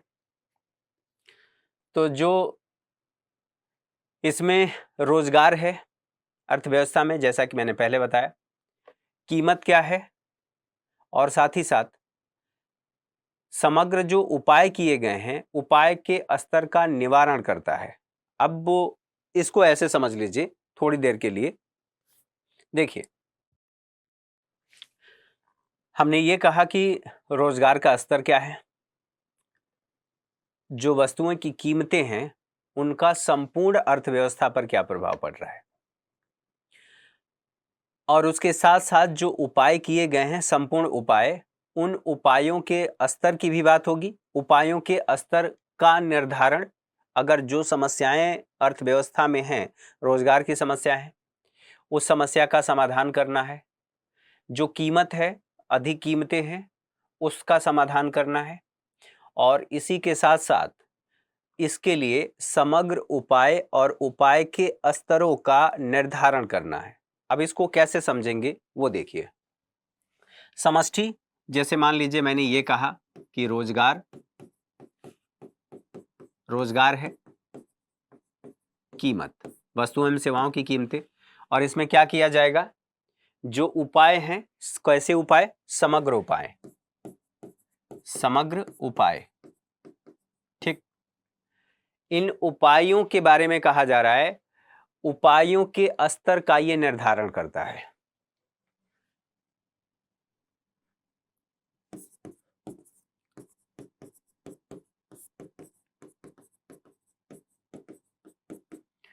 उपायों के स्तर का निर्धारण। ठीक है, अब बात ये होगी कि अर्थव्यवस्था में रोजगार है, अगर बेरोजगारी है तो अर्थव्यवस्था प्रभावित होगी क्योंकि डिमांड नहीं होगा। कीमतें अधिक हैं तो समस्या होगी, तो ये भी निर्धारित करेगा। और इसके लिए समग्र जो उपाय हैं, उपायों के स्तर का ये निर्धारण करेगा। अब निर्धारण कैसे करेगा, तो अर्थव्यवस्था में जो नीतियां हैं, नीतियां, उनका प्रयोग किया जाएगा। कैसी नीति? मान लीजिए यहां पर हम कह रहे हैं राजकोषीय नीति। ठीक है, राजकोषीय नीति, और इसी के साथ साथ मौद्रिक नीति, मौद्रिक नीति, और इसी में हो जाएगा बजट। हालांकि बजट राजकोषीय नीति में ही बजट आ जाता है, फिलहाल इसको ऐसे समझ लीजिए। तो अब यहां पर होता क्या है, कीमत स्तर में वृद्धि हो गई। राजकोषीय नीति का प्रयोग किसने किया? सरकार ने किया। और सरकार ने राजकोषीय नीति के माध्यम से टैक्स ज्यादा लोगों पर ज्यादा मात्रा में लगा दिया। सरकार की आय बढ़ गई, और सरकार की आय बढ़ गई, लोगों की क्रय क्षमता नहीं है, लोगों की न्यूनतम जरूरतों को पूरा करना है, सरकार ने न्यूनतम जरूरतों को या कल्याणकारी मदों पर खर्च कर दी। ठीक, यहां से अर्थव्यवस्था में जो समस्याएं थी उनका समाधान कर लिया। मान लीजिए कीमत स्तर बढ़ गया है, वस्तुओं की कीमतें बढ़ गई हैं, अर्थात उसे कहा जाता है मुद्रास्फीति। क्या कहा जाता है? मुद्रास्फीति। तो अगर मुद्रास्फीति बढ़ गई है तो फिर हम क्या करेंगे? आरबीआई क्या करती है? मौद्रिक नीति जारी करती है, और इसके माध्यम से जो बाजार में मुद्रा की आपूर्ति है उसे नियंत्रित कर लेती है। नियंत्रित करने में सकारात्मक और नकारात्मक दो बातें हैं। कैसे नियंत्रित करती है?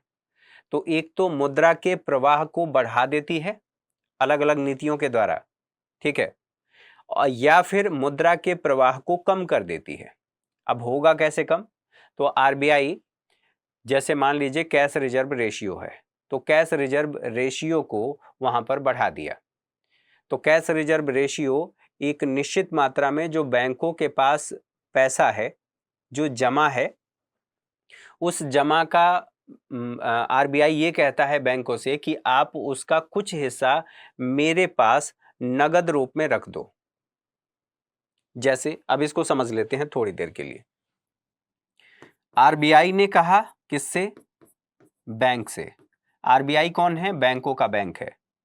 इनसे कहा कि भैया अगर आपके पास 100 रुपये जमा है तो 100 रुपये में से 20 रुपये आप मेरे पास जमा कर दो, 20 रुपये, ठीक है। अब आरबीआई ने 20 रुपये अपने पास रखवा लिया, वो भी कैश में। तो अब यहां पर क्या होगा? जो इसके पास 100 रुपये थे उसमें से महज 80 रुपये बच गए। अभी और उसमें है, लेकिन केवल आसान भाषा में बताने की कोशिश कर रहा हूं। 80 रुपये बैंक के पास बचा, और इस 80 रुपये का बैंक ऋण देगा। तो बताइए, अगर ये 20 रुपया बैंक के पास होता तो ये भी ऋण के रूप में दे सकता था और ऋण से ब्याज प्राप्त कर लेता, यानी कि मनी मेक्स मनी, पैसा से पैसे से पैसा बना लेता। अब इसके पास 80 रुपये ही बचा, 80 रुपये का ऋण देगा, और ऋण देगा तो ब्याज दर महंगी कर देगा, और ब्याज दर महंगी हो जाएगा। तो इसका मतलब यह है कि अर्थव्यवस्था में जो लोग ऋण लेकर के बैंक से कार खरीद रहे थे या घर खरीद रहे थे, अब वो नहीं खरीदेंगे, क्योंकि उन्हें ब्याज ज्यादा देना पड़ेगा।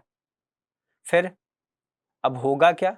अब होगा यही कि अर्थव्यवस्था में पैसे की कमी हो जाएगी। पैसे की कमी हो जाएगी, मांग कम हो जाएगा, और जब मांग कम हो जाएगा तो वस्तुओं की कीमतें कम हो जाएगी।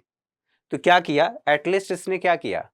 अर्थव्यवस्था में मुद्रा की आपूर्ति को कम कर दिया। ठीक, अब मान लीजिए इसी को कह दिया कि चलो ये 20 रुपये नहीं, ये 10 रुपये रखो, ठीक है, ये 10 रुपये रख दो, मत रखो 20 रुपये। अब बैंक के पास कितना हो गया? 90 रुपये। 10 रुपये और किसी व्यक्ति को बैंक देगा, तो अब बैंक की ऋण देने की क्षमता बढ़ जाएगी, और ऋण देने की क्षमता बढ़ जाएगी तो बैंक क्या करेगा? अपनी ब्याज दर को कम कर देगा, और जब ब्याज दर को कम करेगा तो जो व्यक्ति कार नहीं ले रहा था कि ब्याज ज्यादा ले रहा है बैंक, अब वो कहेगा कि ठीक है ब्याज दर तो कम हुआ है, एक काम करते हैं ऋण लेकर के कार ले लेते हैं, कार ले लेगा। तो जब वो ऋण लिया, कार खरीदने गया, अर्थात बाजार में उसने मांग किया ना, जिसे डिमांड कहते हैं, और जब बाजार में डिमांड किया तो उसका उत्पादन बढ़ेगा। उत्पादन बढ़ेगा तो उत्पादन बढ़ाने के लिए लोगों की जरूरत पड़ेगी, तो रोजगार मिलेगा, और जब उत्पादन बढ़ेगा तो यानी कि सप्लाई ज्यादा होगी, ठीक है, और सप्लाई ज्यादा होगी तो यहां पर सोचिए रोजगार बढ़ेगा और सप्लाई बढ़ जाएगी। अब इसको समझ लिया। अब मान लीजिए सबके पास पैसा है, और सबके पास पैसा है तो यानी कि खपत यहां पर बढ़ रही है, और खपत बढ़ रही है तो उत्पादन भी बढ़ेगा, यानी कि जब आपूर्ति बढ़ेगी, ठीक, मांग ज्यादा होगा, तो फिर वहां पर जो कीमत है उस कीमत स्तर पर भी प्रभाव देखने को मिलेगा। अब सिंपली मांग अधिक होगी, मांग अधिक, कीमत हो जाएगी अधिक। ठीक है, मांग जब कम होगी तो कीमत कम हो जाएगी। मांग भी कम है तो कीमत भी कम होगी। लेकिन इसमें एक कड़ी और ज्यादा ध्यान रखना है कि यहां पर मांग है, आपूर्ति कम है, तब तो कीमत बढ़ेगी, और मांग कम है और यहीं पर आपूर्ति अधिक है। मांग कम है, आपूर्ति कम है तो कीमत कम हो जाएगी। ये बातें आप लोगों ने यहां पर समझ लिया। अब इन बातों को समझने के साथ साथ एक बात और इसी में जो बताई गई है, ये तो हमने समझ लिया कि क्या क्या चीजें इसमें थी। तो इससे संबंधित जितनी बातें थी उन बातों को हम लोगों ने देख लिया कि क्या क्या बातें इसमें कही गई हैं। तो मेरे ख्याल से इससे संबंधित जो बातें थीं उनको हम लोगों ने समझ लिया। अब इसको एक बार ऐसे समझ लेते हैं। ये एक बड़ा गोला है, इसको कह रहे हैं यह समष्टि अर्थशास्त्र। अर्थशास्त्र, ठीक है, ये एक देश की बाउंड्री है और पूरे देश के अर्थव्यवस्था के बारे में जब अध्ययन कर रहे हैं और उससे संबंधित नीतियां बना रहे हैं तो ये हो गया समष्टि अर्थशास्त्र। तो समष्टि अर्थशास्त्र, इसी को अगर मैं दूसरे शब्दों में कह दूं कि यह जंगल है, ठीक है, और जब हम जंगल का अध्ययन कर रहे हैं तो समष्टि अर्थशास्त्र की बात होगी। ठीक है, और इसी में अब इस जंगल में एक छोटा सा जंगल है, या आप ये कह लीजिए इस जंगल में एक पेड़ है, बहुत सारे पेड़ हैं, ठीक है, बहुत सारे पेड़ हैं। अब जब हम अर्थव्यवस्था में एक पेड़ का अध्ययन कर रहे हैं और उससे संबंधित गतिविधियों को देख रहे हैं तो हम ये कह रहे हैं कि यही व्यष्टि अर्थशास्त्र है। व्यष्टि अर्थशास्त्र, तो जो व्यष्टि अर्थशास्त्र है वो जंगल का नहीं, जंगल के एक पेड़ का अध्ययन करता है। समष्टि अर्थशास्त्र जो है वह पूरे जंगल का अध्ययन करता है। ये बातें समझ में आ गई होंगी। तो इससे संबंधित जो बातें थी वो सब कुछ हम लोगों ने देख लिया। अब यहाँ पर अगला जो हमारा लेसन है, अगला लेसन क्या है, तो उपभोक्ता का व्यवहार सिद्धांत। तो जो हमने पहले अभी पढ़ा है परिचय में, अब उसी के आगे आप लोगों को बताया जा रहा है कि अर्थव्यवस्था में एक उपभोक्ता कैसे व्यवहार करता है। तो चलिए अब इसको शुरू कर लेते हैं।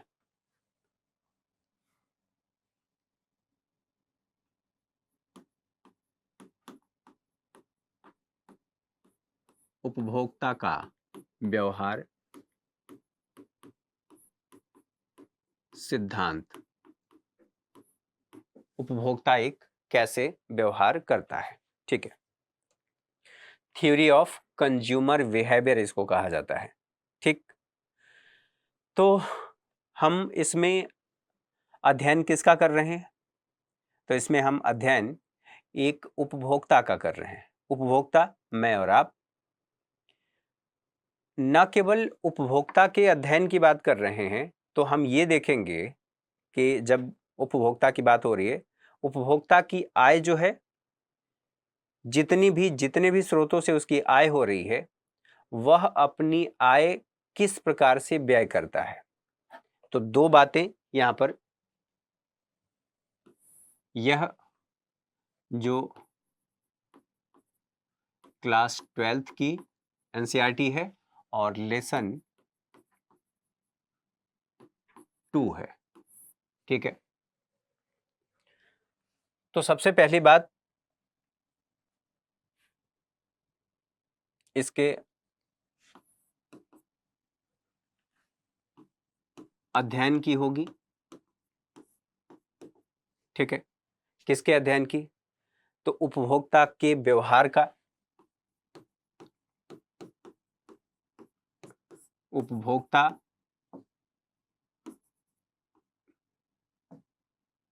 उपभोक्ता का व्यवहार, ठीक। और उपभोक्ता के व्यवहार के साथ साथ ये देखना जरूरी है कि जो उसकी आय हो रही है, उपभोक्ता की आय हो रही है, उस आय को वो किन किन मदों पर कैसे व्यय कर रहा है। तो यहां पर किस प्रकार व्यय कर रहा है, किस प्रकार व्यय, ठीक है। अब इसका मतलब ये नहीं है कि वो पेटीएम से पेमेंट कर रहा है या कैश में पेमेंट कर रहा है। यहाँ पर व्यय का मतलब है कि किन मदों पर खर्च कर रहा है, ठीक है। किस प्रकार व्यय कर रहा है, मितव्ययिता के साथ कर रहा है, बचा करके कर रहा है, या ऐसे ही अंधाधुंध खर्च कर रहा है, ठीक है। साथ ही अगली बात होगी कि संयोजन की वस्तु, अर्थात जब यहाँ पर संयोजन की वस्तु की बात आती है तो एक बात होगी कि जो अधिक संकोच कर रहा है, क्या किसी चीज को खरीदने के लिए, जब वस्तुओं के संयोजन की बात हो रही है तो उस चीज को खरीदने को लेकर के या उसके उपभोग को लेकर के वो अधिक संतोष या संकोच की स्थिति में है। अगर संकोच की स्थिति में है तो जो उपभोक्ता का व्यवहार है वस्तुओं और कीमतों के आय के संदर्भ में देखा जाएगा कि जो वस्तु की कीमत है और जो उपभोक्ता की आय है। अगर उपभोक्ता की आय कम है, वस्तु की कीमतें ज्यादा हैं, तो ऐसी स्थिति में उपभोक्ता क्या करेगा, मितव्ययिता के साथ, जिसे आप कहते हैं मितव्ययिता के साथ व्यय करेगा। तो एक बात, जो संयोजन की वस्तु है, जो सबसे आप ऐसे भी कह सकते हैं आवश्यक वस्तु, इसको दूसरे संदर्भ में अधिक संकोच कर रहा है, अर्थात उसे खरीद रहा है या नहीं खरीद रहा है। तो एक बार इसे एनसीईआरटी को भी खोल करके उससे संबंधित जो बातें हैं, जो इंट्रो में बताया गया, क्योंकि इंट्रो सबसे ज्यादा महत्वपूर्ण होता है, उसको देख लेते हैं यहीं से। देखिए, ये हमारा जो था खत्म हो चुका है। अब यहां पर उपभोक्ता के व्यवहार का सिद्धांत, ठीक है, अध्याय 2 की बात की जा रही है। यहां पर कहा गया है कि इस अध्याय में हम एक व्यक्तिगत उपभोक्ता के व्यवहार का अध्ययन करेंगे। एक उपभोक्ता कैसे व्यवहार कर रहा है। उपभोक्ता को यह निर्णय करना होता है कि वह अपनी आय का विभिन्न स्रोतों पर या विभिन्न वस्तुओं पर किस प्रकार व्यय करे। अर्थशास्त्री इसे चुनाव की समस्या कहते हैं। चुनाव की समस्या क्यों कह रहे हैं कि मेरे पास संसाधन सीमित है और उस सीमित संसाधन को ध्यान में रखते हुए मैं किस वस्तु पर खर्च करूं। तो यहां पर क्या कहा जा रहा है, चुनाव की समस्या कहते हैं। अतः स्वाभाविक रूप से कोई भी उपभोक्ता वस्तुओं के ऐसे संयोजन को प्राप्त करना चाहेगा जो उसे अधिकतम संतोष प्रदान करे, ठीक है। तो किस प्रकार व्यय कर रहा था, तो यहां संकोच नहीं, यहां पर संतोष की बात कर रहा है। तो वस्तुओं का संयोजन यहां पर जो कहा गया है कि ऐसे उपभोक्ता वस्तुओं के ऐसे संयोजन को प्राप्त करे, मतलब कई सारी वस्तुएं जो उसे अधिकतम संतोष प्राप्त करे। अब अधिकतम संतोष का निर्धारण हम कैसे करेंगे, ये आगे चल करके बताया जाएगा। यह सर्वोत्तम संयोग क्या है, जो यहां पर कहा गया है संयोजन प्राप्त करेगा और संतोष, इसे सर्वोत्तम संयोग क्या होगा, यह उपभोक्ता की रुचियों और वह कितना व्यय कर सकता है, इन सभी बातों पर निर्भर करेगा। अगर एक उपभोक्ता किसी वस्तु पर बहुत ज्यादा खर्च कर रहा है, यानी कि वो वस्तु उसे अधिकतम सुख प्रदान कर रही है, या आप ये कह सकते हैं कि अधिकतम उसे संतोष प्रदान कर रही है, तो यहां पर ये बातें समझ में आ गई। वह कितना व्यय कर सकता है वस्तुओं की कीमतों और उसकी आय पर निर्भर करता है। अब किस पर निर्भर करेगा, तो जो मैंने आप लोगों को लास्ट में बताया, उपभोक्ता का व्यय यह किस पर निर्भर करता है, वस्तुओं की कीमतों पर निर्भर करता है, और जो उपभोक्ता की आय है उस पर निर्भर करता है। तो ये आप लोगों ने समझ लिया। यहां पर देखिए किस किस प्रकार व्यय करता है। अब यहीं पर जो दूसरी बात देखी थी, संयोजन की वस्तु,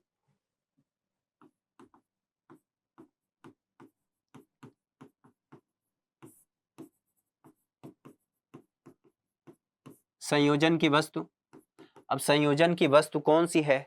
तो जो उसे अधिकतम संतोष प्रदान करे।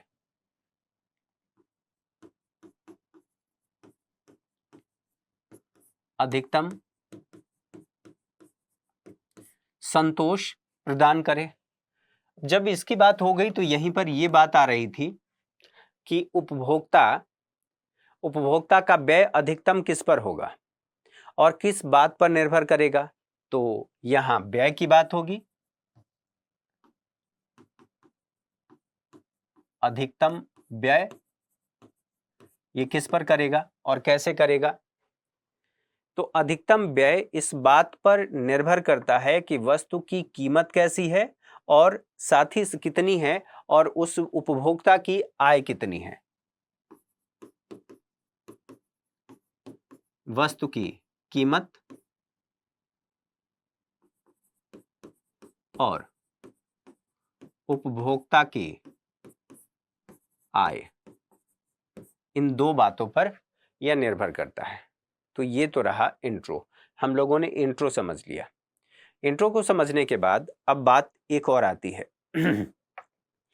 कि प्रारंभिक संकेतक कौन कौन से हैं और प्रारंभिक संकेतक के साथ साथ यहीं पर देखिए अभिग्रह इसके कौन कौन से हैं। प्रारंभिक संकेतन तथा अभिग्रह।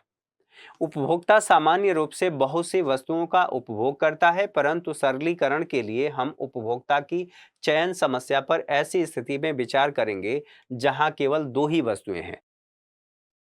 अब यहां पर केवल दो वस्तुओं को लिया गया है, एक केला को लिया गया है, एक आम को लिया गया है। इन दोनों के बंडल की बात की जा रही है कि बंडल अथवा संक्षेप में बंडल कह सकते हैं। सामान्यतः हम केले की मात्रा को व्यक्त करने के लिए x1 का प्रयोग किया जाएगा और जब आम की मात्रा को व्यक्त करने की बात होगी तो यहाँ पर आम की मात्रा के लिए हम x2 का प्रयोग करेंगे और इसी आधार पर फिर हम इसे लेकर के आगे बढ़ रहे हैं। ठीक है, तो आज के सेशन में मेरे साथ इतना ही। अगली क्लास में जो चयन की समस्या है, चयन की समस्या के साथ साथ जो प्रारंभिक संकेतक हैं वो संकेतक क्या बताते हैं उसको लेकर के आगे बढ़ेंगे। तो चलिए, आप सभी को ढेर सारी शुभकामनाएं। अगली क्लास में मिलेंगे।